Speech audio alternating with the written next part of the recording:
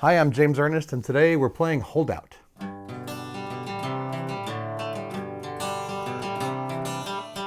Holdout is a game with the Postas Deck, which is a variant of the Vines deck. This is a 5-suited deck with just the numbers 1 through 10 in each suit.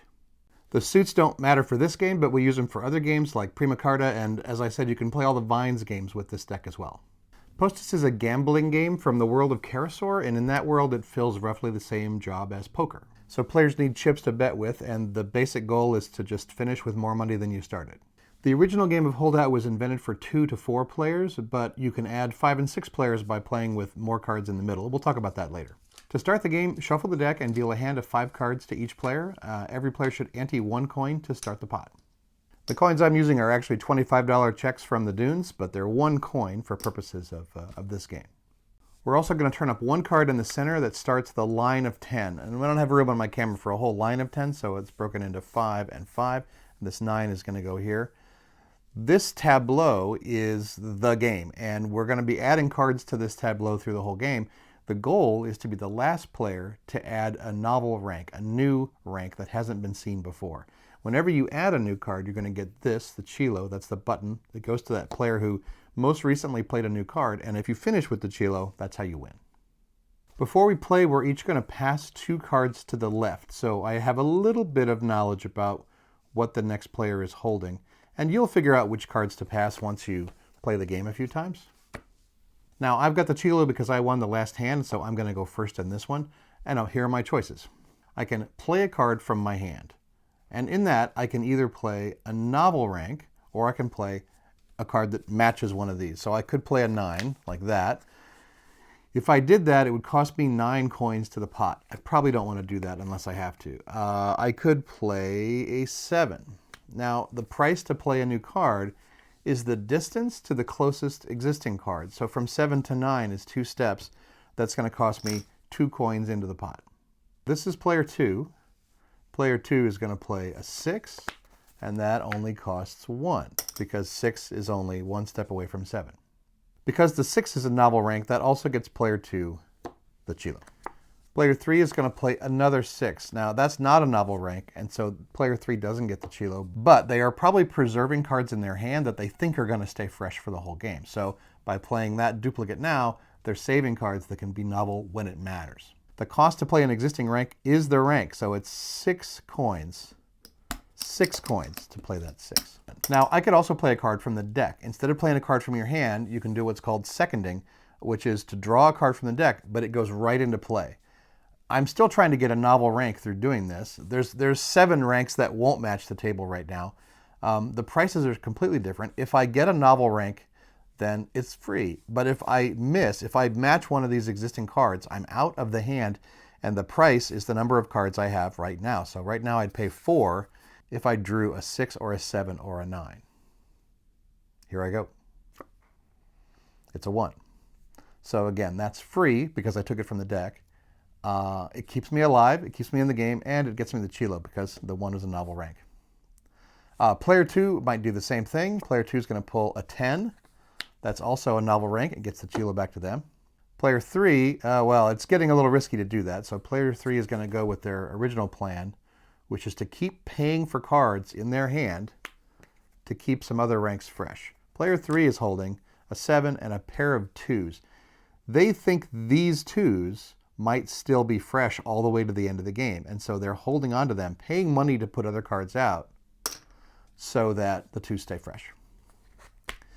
Now, a third option I have on my turn is to fold. If I think my cards can't win, if I don't want to pay any more money to stick around, I get out and leave the game to someone else. Let's see, do I feel badly about my hand yet? I've got a lot of pretty dead cards right now. I could pay $1 to stick around. I could play this 1, it costs me another coin.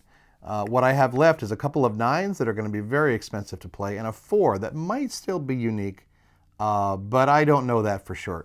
It's just $1 though, so I'll pay $1 to stick around and play that 1. What is player 2's plan?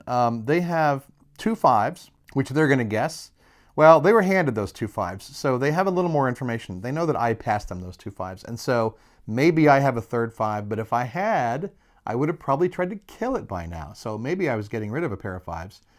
Maybe these cards are still fresh. They still have no clue what's in player 3's hand, but you're guessing at this point. So they have the option of playing a 7 for $7, playing a 3, which would only cost them $2, or playing one of these 5s, but they're going to bet that their 5s are still alive, so they're going to play that 3. And it costs 2 because 3 is 2 steps away from 1. Back over to player 3. If they want to keep those 2s alive, they're going to pay 7 coins now to play that 7. What do I think about all this? Well, again, I'll pay $1 to stick around. It's probably foolish, but I'll play the 4. That's a novel rank. It gets me the Chilo for all of 2 seconds, and I pay a coin to do it. Player 2 is going to play that 7. Going to pay 7 to stay alive and keep those 5s alive in their hand. Here's why player 3 is in a tight spot. I think they feel like one of us still has a novel rank. There's 3 different spaces that can still be filled. If they play this 2, they'll get the Chilo for a second, but then they'll give it away again. To stay alive, they could take a card off the deck. This feels a lot like that draw that happens at the end of some poker games where you need a miracle card to save you, except it happens a lot in this game. It's pretty fun, actually. Really, they're risking a $2 bet to keep these 2s alive, so maybe they can win the game. And they're going to pull off the top and get another 7. So that knocks out player 3 and costs them 2 coins because they had 2 cards left in their hand. There were safer ways to play that, but playing a 2 is not the answer because they know one of us can take that lead back away from them. It's my turn again. I'm in kind of a tricky spot too. I don't have any novel ranks left. I only have 9s. I already have the Chilo. I already earned that. I have a feeling it's going to get taken away. It's either going to cost me $9 more to stick around and watch it get stolen, or do what this player did, risk $2 to try to pull a novel rank into play. So let's see what happens. So I pulled a 5. That cost me nothing because it's a novel rank. I keep the Chilo. It's a novel rank. And secretly, I now destroy player 2's hand because that's the novel rank they were holding on to. So I make a celebration noise. This player, now kind of stuck, can't play their 5s anymore, so they're going to do what most players do at the end, which is risk $2 to stay alive and draw at that empty space. They got a 3. That puts them out. They owe $2 for the 2 cards in their hand, and that means that I win and take the pot. So there are 3 ways to actually win this game. One of them is, like you just saw, everyone else is knocked out, and you're the last player remaining. Typically, you're holding the Chilo, but not always. Way 2 to win this game is to fill in the last space in the board. If someone played the 2 and then I played the 8, I would win by finishing the board because there's no way anyone can take the Chilo away from me. And the third way you can win is if the turn comes around to you and you've played out your hand, if you're totally out of cards. That's why I might have paid to play those 9s out, because if my hand is empty and I start the turn with the Chilo, I automatically win. It saves me from having to pull cards off the deck as my only option, even though I'm already winning. So those are the 3 ways that the hand can end, and the winner gets the pot. Holdout is literally a game about holding out, about lasting longer and making the cards in your hand live as long as possible. It feels a little random at first while everyone's learning their way around, but there's actually a lot of good deduction and strategy and bluffing even in this game once you sort of get your head wrapped around it.